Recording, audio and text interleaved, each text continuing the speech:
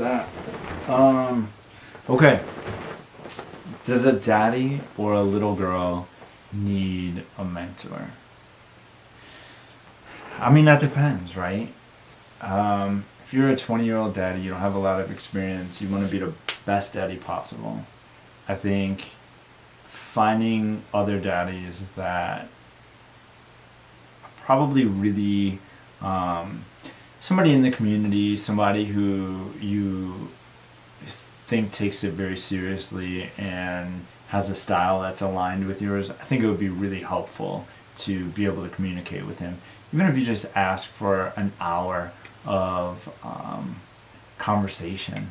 I mean, I would be willing to do that for any new daddy that had questions or thought it was important. I think you can find a lot of stuff online, but I think this stuff's in you. You know, I was older when I learned that there was actually a title for this. It's sort of funny. I always felt like a dom. I'm very alpha male. I'm very dominant in general in my life, but I am also very empathic and I'm very caring and I'm attentive, and so I didn't think that I was a dom. I had these preconceived ideas about BDSM and thought that it was just this like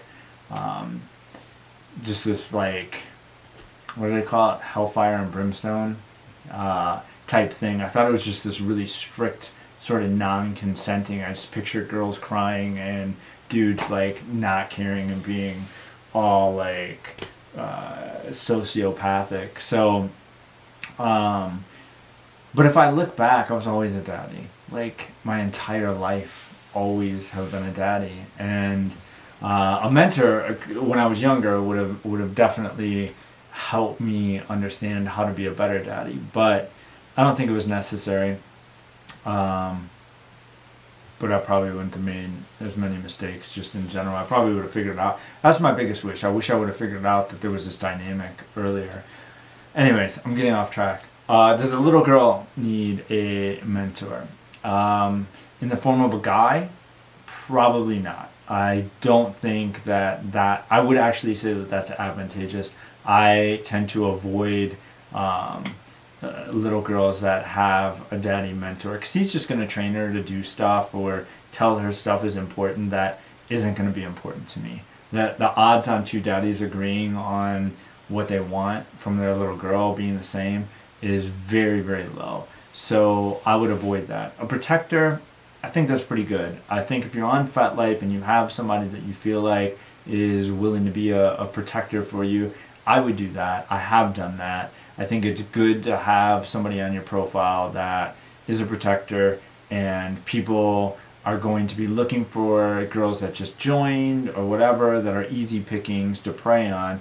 And I think it's good to say, like, even if you just say, don't send me a message without talking to so-and-so first, I think that's probably good. A, it weeds out the guys that haven't read your profile. B, if a guy isn't willing to say, hey, is it okay if I talk to this little girl that you're protecting? He probably doesn't have good intentions anyways.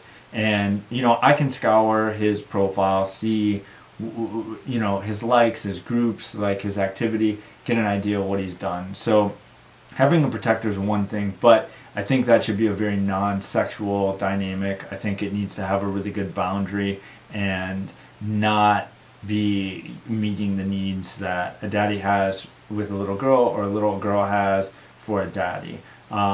Now, the guys that want to mentor a little girl, like I said, I think that's probably, as a rule, guys that don't have particularly good intentions.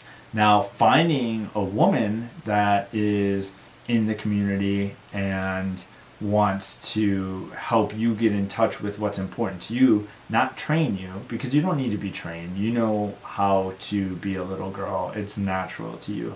But finding somebody that wants to help you be okay with those things, learn how to ask for things that are conflicting, I think that's great. So I think those things are great for a daddy or a little girl. There's a lot of resources online. I have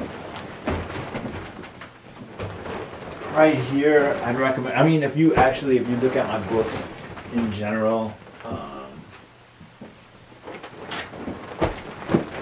look at my books in general. So I like The Loving Dominant. Read this if you're a daddy, if you're a little girl. It's cheap as shit on Half or Amazon. I mean, I don't know how many people bought it, but probably not that many. And look at these people on the cover or on the back, the picture. It's like so awesome. It's it just personifies what I like expect from people in the BDSM community. But it's just over 200 pages. So it's a good read. Like, just read it. It's not gonna hurt you.